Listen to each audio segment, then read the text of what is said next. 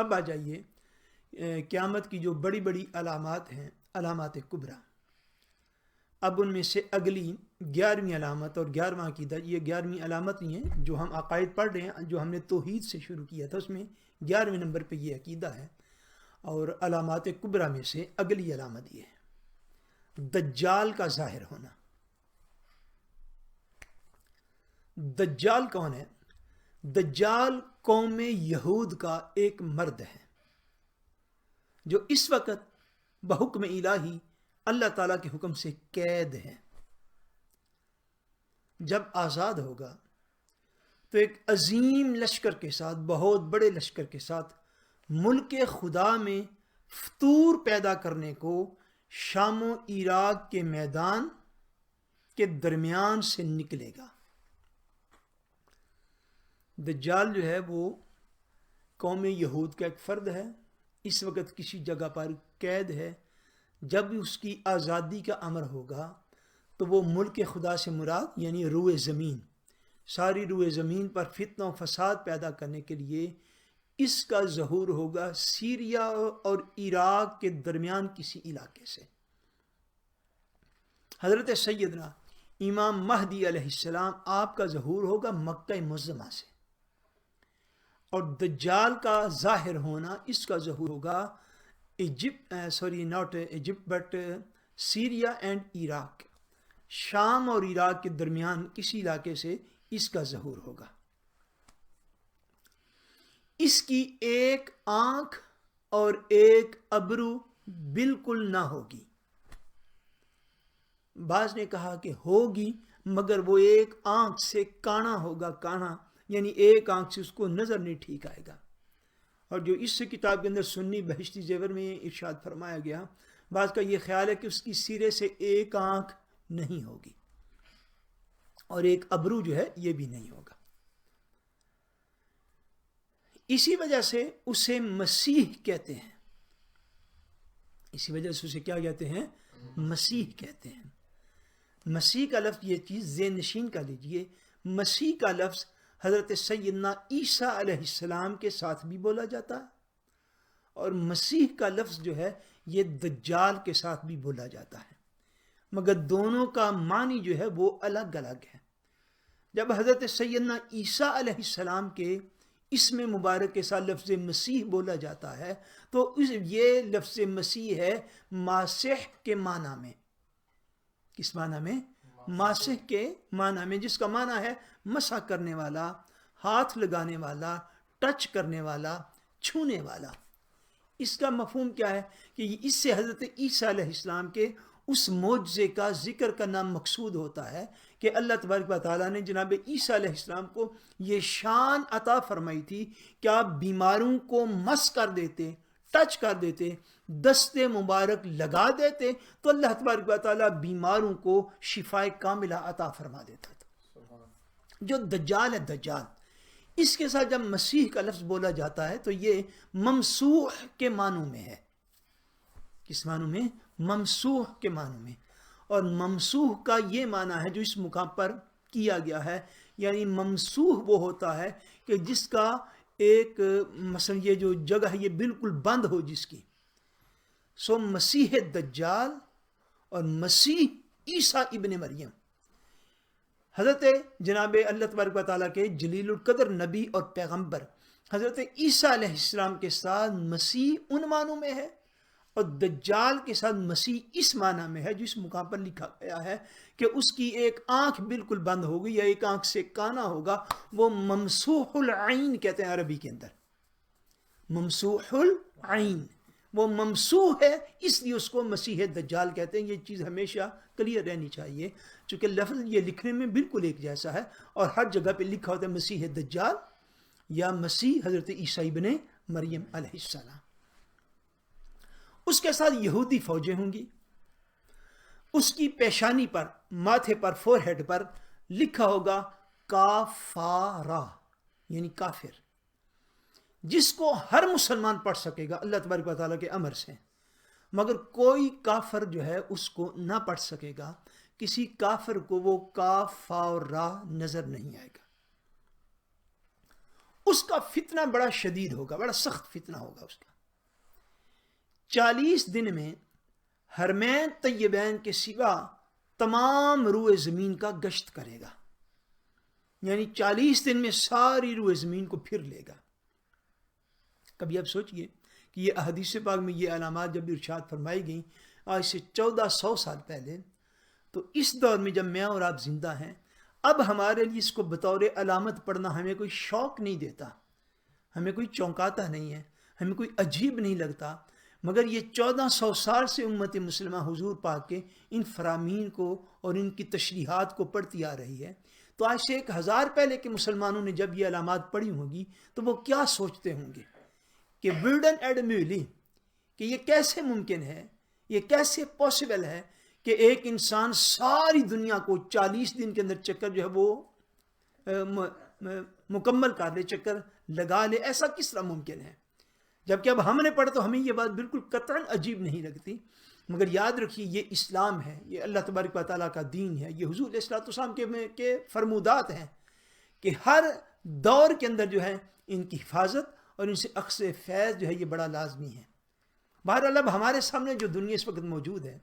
تو اب تو 40 دن میں ساری روئے زمین کا جو ہے وہ چکر لگانا یہ بالکل بھی عجیب نہیں ہے، جس سے یہ پتہ چلتا ہے، جس طرح ہم نے لاسٹ ٹائم عرض کیا تھا کہ قیامت کے قریب آنے والی جو چھوٹی علامات ارشاد فرمائی گی ان میں سے بیشتر جو ہے وہ پوری ہوتی جا رہی ہے، ان میں سے یہ بھی علامت ہے۔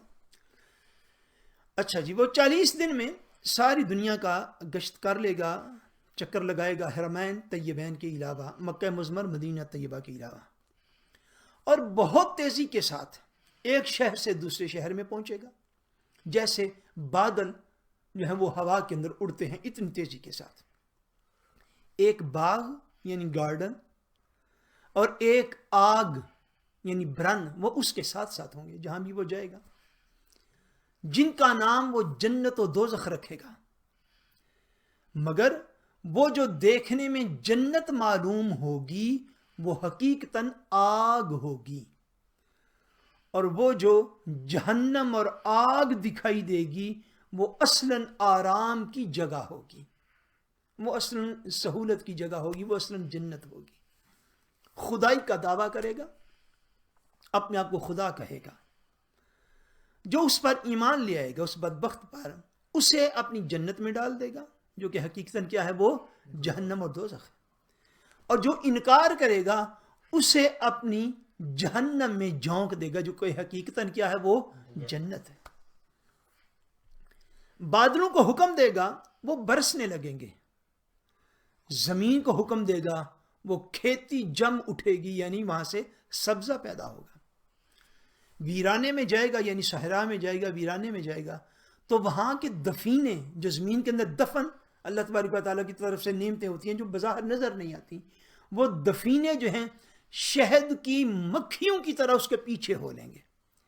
یعنی صحراؤں میں جو سونا موجود ہوتا ہے، چاندی موجود ہوتی ہے، ہیرے جواہرات سمندروں کے اندر موجود ہوتے ہیں، وہ جہاں جہاں جائے گا اس علاقے میں جو جو کچھ زمین کے اندر دفن ہوگا اس کے پیچھے یوں لگ جائے گا جیسے کہ شہد کی مکھیاں کسی بندے کے پیچھے لگتی ہیں۔ مراد کیا ہے کہ زمین کے خزانے جو ہیں اس تک اس کو رسائی دی جائے گی، اپروچ دے دی جائے گی، اور وہ زمین کے سارے خزانوں کو کھلے عام استعمال کرے گا۔ اتنا بڑا فتنہ ہے۔ غرض اس قسم کے بہت سے شعبدے دکھائے گا، اور حقیقت میں یہ سارا کچھ یہ جادو کے کرشمے ہوں گے۔ حقیقتاً یہ کیا ہوگا؟ سارا کچھ جادو کے کرشمے ہوں گے۔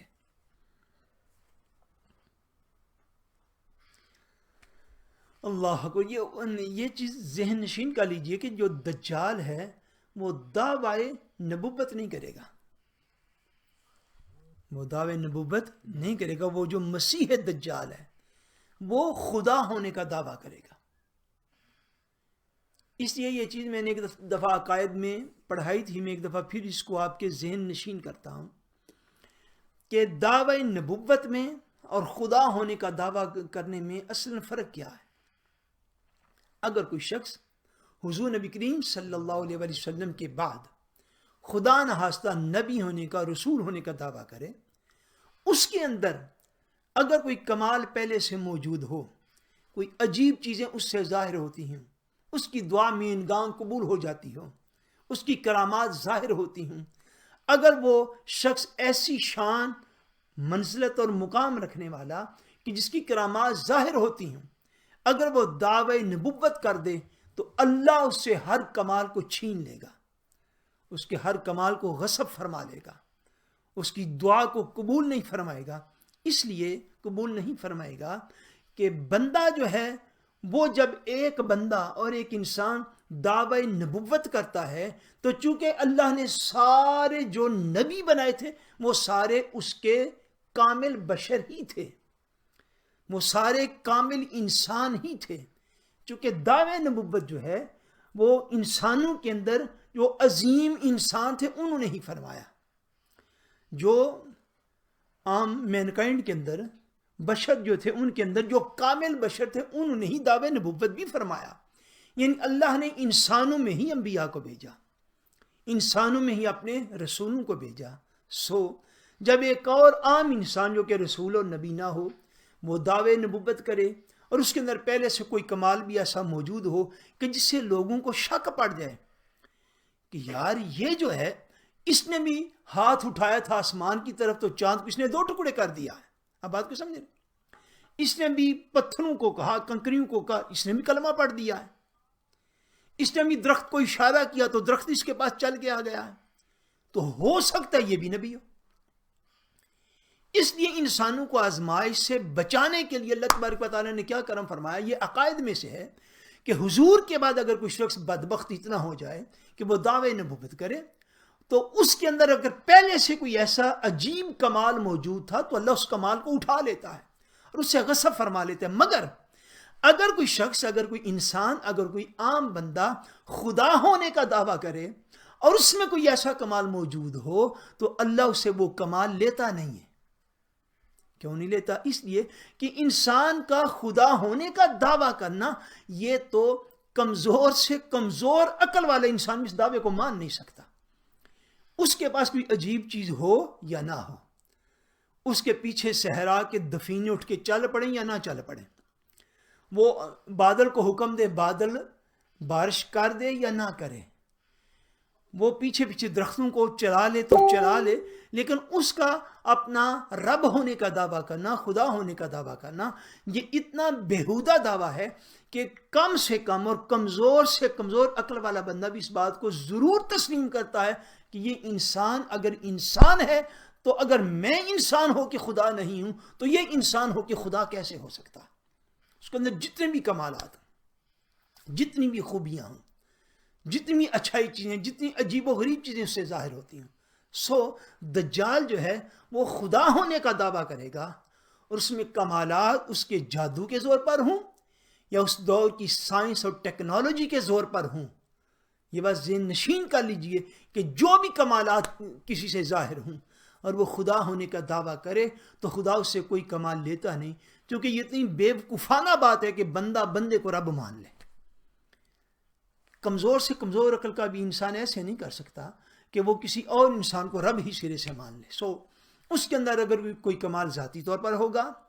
یا جیسے اس کتاب کے اندر لکھا گیا اور دیگر مذہبی ہماری دینی کتابوں میں کہ وہ جادو کے زور پر ہوگا، یا اس کا ایک پہلو یہ بھی ہو سکتا ہے کہ وہ سائنس اور ٹیکنالوجی کے زور پر سارا کچھ ہو، وہ جو کچھ بھی ہوگا مگر وہ خدا ہونے کا دعویٰ کرے گا، نبی اور رسول ہونے کا دعویٰ نہیں کرے گا، جو آخری دجال ہوگا، جو مسیح دجال جسے کہتے ہیں۔ اس لیے اس کے ہاتھوں میں یہ سارے منظر دیکھ کر اس کے وہاں سے جاتے ہی لوگوں کے پاس کچھ نہیں رہے گا، کیونکہ وہ سارا کچھ جادو کے زور پر ہوگا، میجک ایک ہوگا، میجک جس طرح ہم میجک دیکھتے ہیں تو میجک میں عجیب عجیب چیزیں جو ہیں وہ ظاہر ہو جاتی ہیں، کیونکہ وہ ہوگا سارا میجک۔ اسے جس جگہ سے وہ جائے گا سارا کچھ، یعنی آگ بھی ہوگی اس کے پاس، پانی بھی ہوگا، جنت بھی ہوگی، دوزخ بھی ہوگا، باغ بھی ہوگا، برن بھی ہوگی، سارا کچھ ہوگا۔ جب اس جگہ سے چلا جائے گا تو پیچھے کچھ بھی نہیں ہوگا، ایوری تھنگ از نارمل۔ اس سے پتہ چلے گا کہ وہ جو کچھ پہلے شعبدہ بازی دکھا رہا تھا وہ جادو تھا، وہ میجک تھا، یا وہ سائنس اور ٹیکنالوجی کا زور تھا اس کے پاس جو کچھ بھی تھا۔